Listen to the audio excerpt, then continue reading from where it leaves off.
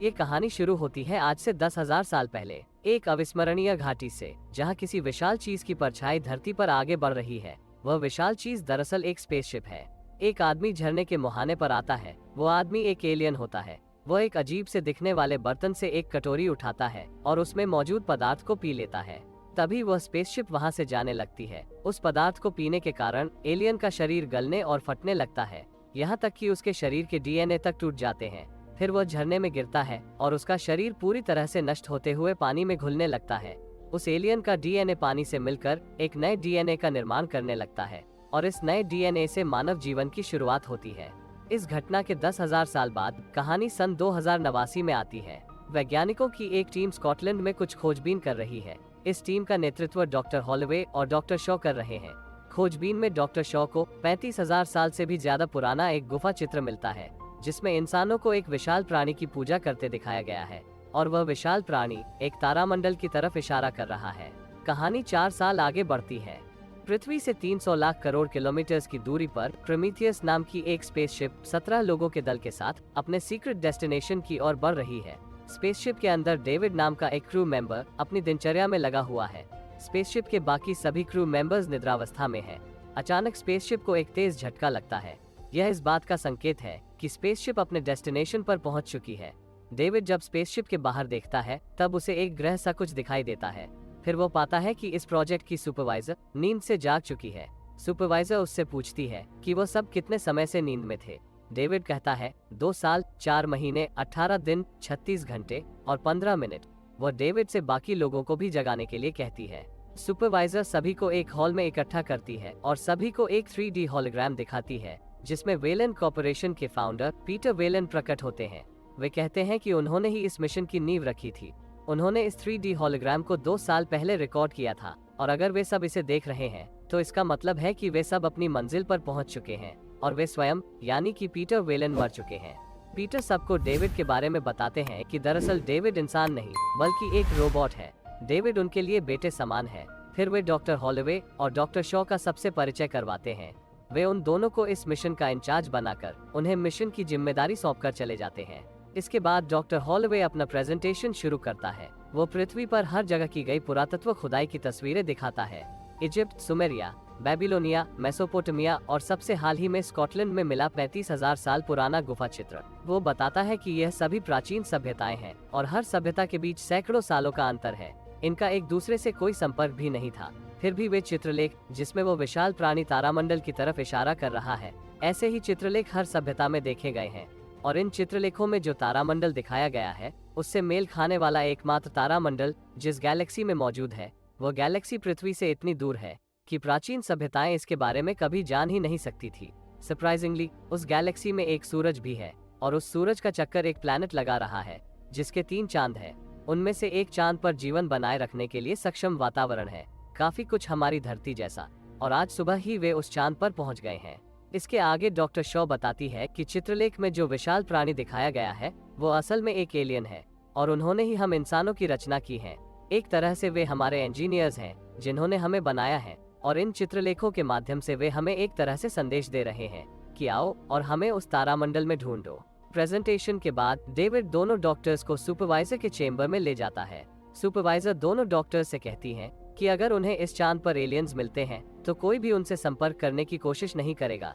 दोनों डॉक्टर्स उससे इसकी वजह पूछते हैं, लेकिन वो उन्हें कुछ भी बताने से इनकार करती है। अगले सीन में डेविड और दोनों डॉक्टर्स बातें कर रहे होते हैं। डेविड उन्हें बताता है कि उसने पिछले 2 वर्षों में कई प्राचीन भाषाओं को समझा है और अब वह उन एलियंस से बात करने में सक्षम है।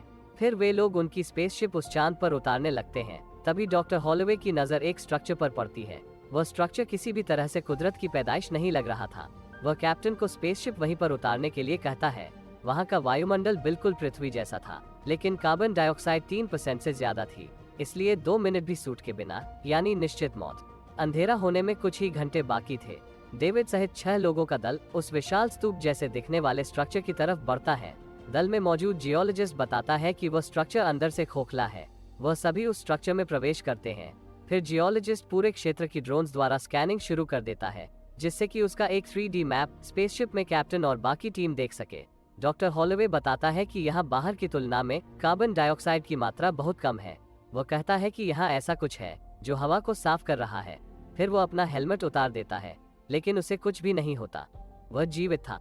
बाकी सब भी अपना हेलमेट उतार देते हैं। डेविड को एक स्विच बोर्ड दिखाई देता है जिसमें कुछ चिन्ह बने होते हैं। वह उनमें अपनी उंगली चलाता है, जिसके बाद उन्हें प्रकाश में कुछ विशालकाय लोगों की भागती हुई आकृति दिखती है। वह एक 3D रिकॉर्डिंग होती है। उस रिकॉर्डिंग में वे विशालकाय लोग किसी चीज से डरकर भाग रहे होते हैं। सभी उन आकृतियों के पीछे भागते हैं। उनमें से एक आकृति दरवाजे पर आकर गिर जाती है और दरवाजा बंद हो जाता है, जिससे सर दरवाजे के उस तरफ और धड़ इस तरफ कटकर रह जाता है। जियोलॉजिस्ट उस विशालकाय प्राणी का शरीर देखकर घबरा जाता है और बायोलॉजिस्ट के साथ वहां से स्पेसशिप पर लौट जाता है। डॉक्टर शॉ को कार्बन रीडिंग से पता चलता है कि उस विशाल जीव को मरे लगभग 2000 साल गुजर चुके हैं। तब तक डेविड स्विच बोर्ड पर उंगली चलाकर दरवाजे के कोड को डिकोड करते हुए दरवाजा खोल देता है। उन्हें दूसरी तरफ उस जीव का सर पड़ा मिलता है और मिलती है एक विशालकाय चेहरे की मूर्ति। पूरे कमरे में बहुत सारे पिन जमा कर रखे हुए थे। जमीन पर केचुए जैसे जीव थे। छत पर एक बहुत बड़ी पेंटिंग बनी हुई थी, लेकिन उनके उस कमरे में प्रवेश करते ही कमरे में बदलाव आना शुरू हो जाता है। वहां रखे हुए पिन पिघलने लगते हैं और उनमें से एक काले रंग का द्रव्य बहने लगता है। छत पर लगी पेंटिंग भी खराब होना शुरू हो जाती है। डॉक्टर शॉ समझ जाती है कि उनके आने से कमरे का टेम्परेचर बदल गया है। वह सभी को जल्दी से वहां से बाहर निकलने के लिए कहती है और उस कटे हुए सर को अपने साथ ले जाने के लिए एक बड़े से पॉलिथीन बैग में डाल लेती है। तभी कैप्टन सभी को सूचित करता है कि तूफान आने वाला है, इसलिए तुरंत स्पेसशिप पर लौट आए। डॉक्टर शॉ और वक्त मांगती है, लेकिन सुपरवाइजर उन्हें सिर्फ 15 मिनट की मोहलत देती है, जिसके बाद वह स्पेसशिप का दरवाजा बंद करने वाली थी। इधर डेविड सबसे छिपाकर धीरे से एक पिंड अपने बैग में डाल लेता है। उन पिंडों से निकलते द्रव्य को कुछ केचुए अपना भोजन बना रहे थे। वे सब तेजी से स्पेसशिप की ओर बढ़ते हैं। तूफान 200 किलोमीटर प्रति घंटे की गति से उनके पीछे आ रहा होता है। यह कोई साधारण तूफान नहीं था, उसमें सिलिका के कण और हजारों वोल्ट की बिजली थी। वे लोग स्पेसशिप पर बस पहुंच ही पाते हैं कि तभी उनके वाहन से एलियन का सर उछलकर गिर जाता है। उस सर को उठाने के चक्कर में डॉक्टर शॉ तूफान में उड़ जाती है। डॉक्टर हॉलोवे डॉक्टर शॉ को बचाने की नाकाम कोशिश करता है। तभी डेविड आकर उन दोनों को बचा लेता है। स्पेसशिप पर उन्हें पता चलता है कि बायोलॉजिस्ट और जियोलॉजिस्ट तो स्पेसशिप पर लौटे ही नहीं, असल में वो दोनों उस गुफानुमा स्ट्रक्चर में रास्ता भटक गए थे। कैप्टन उन दोनों को मैसेज करता है कि तूफान के कारण उन दोनों को रात उसी स्ट्रक्चर में गुजारनी होगी। उधर स्ट्रक्चर के अंदर उन दोनों को एलियंस की लाशों का ढेर मिलता है। ये लाशें 2000 साल पुरानी थी। इधर स्पेसशिप पर डॉक्टर्स एलियन के सर का एनालिसिस करते हैं, जिसमें उन्हें पता चलता है कि जिसे वे उस एलियन का सर समझ रहे थे वह तो बस हेलमेट है। उस एलियन का सर तो उस हेलमेट के अंदर होता है। उसके सर की और जांच करने पर पता चलता है कि वह किसी वायरस से इन्फेक्टेड है। उस वायरस के बारे में और जानने के लिए वे उस वायरस को सक्रिय करते हैं। इसके आगे वे और कुछ जान पाते। इन्फेक्शन के कारण वो सर एक जोरदार हरकत से फट पड़ता है। एलियन के डीएनए की जांच करने के बाद पता चलता है कि एलियन का डीएनए इंसानों के डीएनए से हूबहू मैच करता है, जिससे ये साफ हो जाता है कि ये एलियंस ही हमारे पूर्वज हैं। यही वे एलियन इंजीनियर्स हैं जिन्हें ढूंढने वे यहाँ आए हैं। उधर डेविड अपने साथ लाए हुए पिन को खोलकर उसमें से थोड़ा सा सैंपल निकाल लेता है। फिर वो उस सैंपल को डॉक्टर हॉलोवे के ड्रिंक में मिला देता है। इस बात से अनजान डॉक्टर हॉलोवे वो ड्रिंक पी जाता है। इसके बाद डॉक्टर हॉलोवे डॉक्टर शॉ से मिलने जाता है। डॉक्टर शॉ उसे बताती है कि इंसान इन एलियन इंजीनियर्स के ही बच्चे हैं। बच्चों का जिक्र आने के कारण डॉक्टर शॉ रोने लगती है, क्योंकि एक मेडिकल कंडीशन के कारण वो कभी मां नहीं बन सकती थी। डॉक्टर हॉलोवे उसे मनाने की कोशिश करता है और फिर दोनों में शारीरिक संबंध बनते हैं। उधर बायोलॉजिस्ट और जियोलॉजिस्ट घूम फिरकर उसी कमरे में आ जाते हैं जहां वे पिंड रखे हुए थे। उन पिंडों से बहता काला द्रव्य पूरे कमरे में फैल चुका था। अचानक उन्हें उस द्रव्य में सांप जैसे दो जीव नजर आते हैं। दरअसल ये जीव कुछ और नहीं वही केंचुए थे जो उस काले द्रव्य के संपर्क में आकर इन जीवों में बदल गए थे। बायोलॉजिस्ट एक केंचुए के करीब जाकर उसे पुचकार रहा होता है कि तभी वो केंचुआ उस पर हमला कर उसका हाथ तोड़ देता है। जियोलॉजिस्ट केंचुए को काटता है, लेकिन उसके एसिड जैसे खून से वो बुरी तरह जल जाता है और वह केंचुआ जहां से कटा था वहीं से दोबारा उगते हुए बायोलॉजिस्ट के सूट के अंदर घुस जाता है। उस केंचुए के कारण उन दोनों की बहुत ही दर्दनाक मौत हो जाती है। स्पेसशिप में डॉक्टर हॉलोवे की तबीयत बिगड़ने लगी थी। उसे अपनी आंख के अंदर एक छोटा जंतु दिखाई देता है। तूफान थम चुका था। बायोलॉजिस्ट और जियोलॉजिस्ट स्पेसशिप से भेजे गए किसी भी मैसेज का रिप्लाई नहीं दे रहे थे, इसलिए कैप्टन अपने दल के साथ रात में ही उन दोनों को लाने निकल पड़ता है। वे लोग उस स्ट्रक्चर में पहुंचकर उन दोनों की खोज शुरू करते हैं। दूसरी ओर डेविड अकेले ही स्ट्रक्चर के दूसरे छोर पर चला जाता है। वहां उसे एक गुप्त कमरा मिलता है। उस कमरे में चारों तरफ हजारों पिन सलीके से जमा कर रखे हुए थे। सुपरवाइजर यह सब डेविड के सूट में लगे कैमरा के माध्यम से देख रही होती है। फिर डेविड को एक दूसरा कमरा नजर आता है। उस कमरे में प्रवेश करते ही डेविड अपना कैमरा बंद कर देता है। वह कमरा उन इंजीनियर्स का स्लीपिंग चेम्बर था। दूसरी तरफ कैप्टन और उसकी टीम को बायोलॉजिस्ट की लाश मिलती है। जियोलॉजिस्ट उन्हें कहीं दिखाई नहीं देता। तभी डॉक्टर हॉलोवे की तबीयत और बिगड़ जाती है। वे सब तुरंत ही वहां से स्पेसशिप की तरफ निकल जाते हैं। उधर डेविड इंजीनियर्स के स्लीपिंग चेम्बर में वहां मौजूद कंट्रोल पैनल के कुछ बटन्स दबाता है, जिससे एक 3D रिकॉर्डिंग शुरू हो जाती है। वह रिकॉर्डिंग देखकर डेविड समझ जाता है कि इंजीनियर्स पृथ्वी पर जाने वाले थे। तभी वह रिकॉर्डिंग एकदम से बंद हो जाती है और डेविड को पता चलता है कि उनमें से एक इंजीनियर अभी भी जिंदा है और वह लंबी और गहरी नींद में है। स्पेसशिप तक पहुंचते पहुंचते डॉक्टर हॉलोवे का रूप बदलने लगता है। इन्फेक्शन के फैलने के डर से सुपरवाइजर उसे स्पेसशिप में आने से रोकती है। डॉक्टर हॉलोवे को भी अब तक समझ में आ चुका था कि वह परजीवी संक्रमण का शिकार हो चुका है और सबके लिए खतरा बन चुका है। इसलिए वो खुद ही सुपरवाइजर की तरफ चिल्लाते हुए बढ़ता है कि उसे मार दिया जाए। डॉक्टर हॉलोवे को खुद की तरफ बढ़ता देखकर सुपरवाइजर उसे जलाकर वहीं मार देती है। डॉक्टर हॉलोवे को जलता देखकर डॉक्टर शॉ बहुत ज्यादा उत्तेजित हो जाती है। कैप्टन उसे पकड़ता है और फॉर्ड उसे बेहोशी का इंजेक्शन लगा देती है।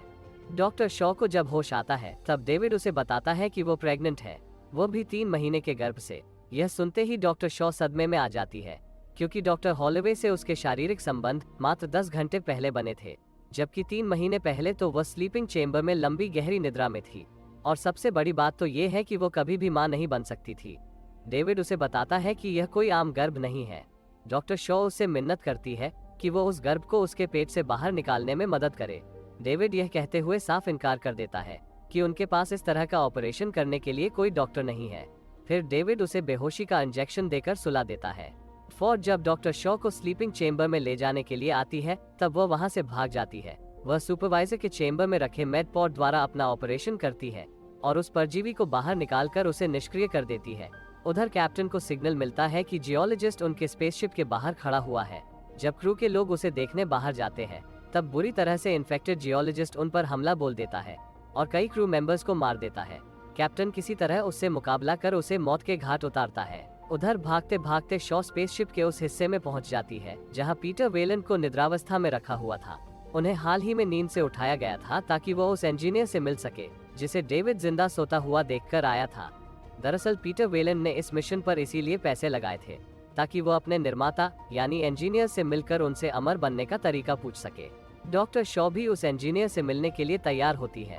तभी कैप्टन आकर उसे बताता है कि यह प्लैनेट कोई इंजीनियर्स का घर नहीं है, यह तो शायद उनका मिलिट्री बेस है जहां पर वे लोग हथियार बनाते थे। वह काला द्रव्य भी उनके द्वारा बनाया हुआ कोई जैविक हथियार ही होगा जो किसी तरह उनके काबू से बाहर हो गया और यहाँ मौजूद इंजीनियर्स के पतन का कारण बना। सुपरवाइजर जो असल में पीटर वेलेंट की बेटी थी, वो पीटर के इंजीनियर से मिलने के खिलाफ है। उसे लगता है कि यह उनके लिए खतरनाक साबित हो सकता है, लेकिन पीटर उसकी बात नहीं मानता है। जाने से पहले डॉक्टर शॉ डेविड से पूछती है कि अगर पीटर को कुछ हो जाता है तब उसे प्रोग्राम कौन करेगा। डेविड कहता है कि तब तो वह आजाद हो जाएगा। फिर डेविड, डॉक्टर शॉ और अन्य लोग पीटर को लेकर इंजीनियर के स्लीपिंग चेम्बर में जाते हैं। जब कैप्टन उस गुफा का 3D मैप एनालाइज कर रहा होता है तब उसे समझ में आता है कि दरअसल वह गुफा एक स्पेसशिप है। उधर डेविड सबको बताता है कि इंजीनियर्स पृथ्वी पर जाने की तैयारी कर रहे थे, लेकिन अचानक कुछ गड़बड़ हो गई। दरअसल वो पृथ्वी पर नए जीवन की शुरुआत करने जाने वाले थे और नए सृजन से पहले उसमें मौजूद जीवन, खास करके मनुष्य जाति को खत्म करने वाले थे। फिर डेविड इंजीनियर को लंबी गहरी नींद से जगाता है। इंजीनियर के जागने पर वो इंजीनियर से उसी की भाषा में पूछता है कि बुढ़ापे के बाद मौत से कैसे बचा जा सकता है। इंजीनियर प्यार से डेविड के सिर पर हाथ फेरता है और फिर अचानक डेविड का सिर धड़ से अलग करके बाकी सबको जान से मार देता है। सिर्फ डॉक्टर शॉ वहां से जान बचाकर भाग जाती है। फिर एलियन अपनी सीट पर विराजमान होकर अपने अंतरिक्ष यान को पृथ्वी की तरफ उड़ान भरने के लिए चालू करता है ताकि वो अपना अधूरा मिशन पूरा कर सके, पृथ्वी पर मौजूद सारी मनुष्य जाति को मौत के घाट उतारने का मिशन। डॉक्टर शॉ यह बात कैप्टन को बताती है। वो कहती है कि उन्हें इंजीनियर के अंतरिक्ष यान को पृथ्वी की ओर जाने से रोकना होगा। कैप्टन कहता है कि उनका जहाज कोई जंगी जहाज नहीं है, पर डॉक्टर शॉ कैप्टन से कहती है कि हर हाल में उसे ही इंजीनियर को पृथ्वी की ओर उड़ान भरने से रोकना होगा। कैप्टन अपने क्रू को तुरंत सुपर इंजन को शुरू करने के लिए कहता है ताकि उनका स्पेसशिप प्रोमीथियस गोली के समान तेज गति पकड़ ले। सुपरवाइजर कहती है कि उसे इन सब में नहीं पड़ना है, यह स्पेसशिप उसका है और इसलिए यहाँ उसी की चलेगी। कैप्टन सुपरवाइजर से कहता है कि वो उसका लाइफ चेम्बर सतह पर उतार देगा, जिसमें वो 2 साल तक जिंदा रह सकती है। सुपरवाइजर तुरंत ही लाइफ चेंबर में जाने के लिए भागती है। कैप्टन बाकी क्रू मेंबर्स को भी लाइफ चेंबर में जाने की हिदायत देता है, लेकिन कोई और नहीं जाता है और वो सब कैप्टन के साथ पृथ्वी को बचाने के लिए खुशी खुशी अपने प्राणों की आहुति देने को तैयार हो जाते हैं। उधर इंजीनियर का अंतरिक्ष यान अपनी उड़ान भरना शुरू कर चुका था। कैप्टन पहले लाइफ बोट्स को स्पेसशिप से अलग कर सतह पर रिलीज करता है और इसके बाद सुपरवाइजर को भी उसके लाइफ चेंबर सहित रिलीज कर देता है। स्पेसशिप प्रोमीथियस के सुपर इंजन के स्टार्ट होते ही वह जाकर द्रुत गति से इंजीनियर के अंतरिक्ष यान से टकरा जाता है। भारी विस्फोट के साथ पूरा अंतरिक्ष यान तबाह होता हुआ सतह पर आकर गिरता है। गिरते हुए वो अपनी चपेट में सुपरवाइजर और डॉक्टर शॉ को भी ले लेता है। सुपरवाइजर मर जाती है, लेकिन एक चट्टान की आड़ के कारण डॉक्टर शॉ बच जाती है। उसके ऑक्सीजन सिलेंडर में सिर्फ 2 मिनट की ऑक्सीजन बची थी। वह ऑक्सीजन लेने कैप्टन द्वारा इजेक्ट किए गए लाइफ बोट में जाती है। वहाँ उसे एक परजीवी दिखता है। वो खाली मेडपॉड देखकर समझ जाती है कि वह परजीवी दरअसल वही ऑक्टोपस है जो उसके गर्भ से निकला था। वह उसके गर्भ से निकलकर मरा नहीं था, बल्कि और भी बड़ा हो गया था। फिर डॉक्टर शॉ को वायरलेस रेडियो में डेविड की आवाज सुनाई देती है। वो उसे बताता है कि इंजीनियर उसे मारने आ रहा है।